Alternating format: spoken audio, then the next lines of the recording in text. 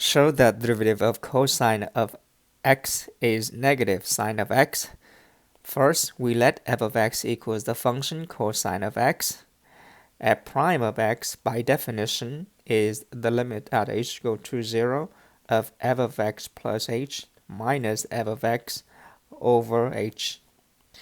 F of x is cosine of x, and so f of x plus h is cosine of x plus h. F of x is still cosine of x over h. Using the sum formula for cosine of a plus b, cosine of x plus h is cosine of x times cosine of h minus sine of x times sine of h. And then we still have minus cosine of x in the numerator.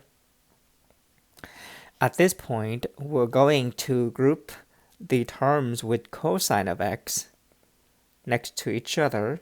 And so cosine of x times cosine of h minus cosine of x, and then minus sine of x, sine of h over h. We then split the fraction to write cosine of x, cosine of h minus cosine of x with a limit over h minus sine of x, sine of h over h, because h is the common denominator, and since the limit of the difference is the difference of the limit, and so we take the limit of each of the terms separately.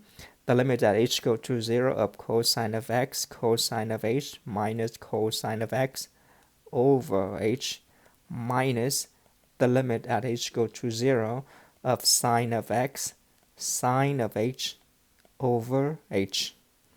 Now, this limit only depends on h, and so we can factor out cosine of x to get cosine of x times cosine of h minus 1 over h minus the limit at h go to 0 of sine of x, sine of h over h.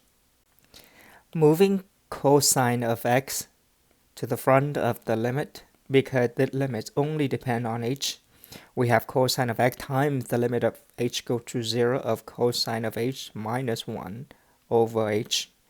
Similarly, move sine of x to the front of the limit to have sine of x times the limit at h go to 0 of sine of h over h. But these are the two very important limits that we mentioned in the previous chapter. As h go to 0, cosine of h minus 1 over h is 0, and the limit at h go to 0 of sine of h over h is 1. Cosine of x times this limit is now 0, minus sine of x, that limit is now 1, and so we end up with negative sine of x. This shows that the derivative of cosine of x is negative sine of x, which we write is that d dx of cosine of x is negative sine of x.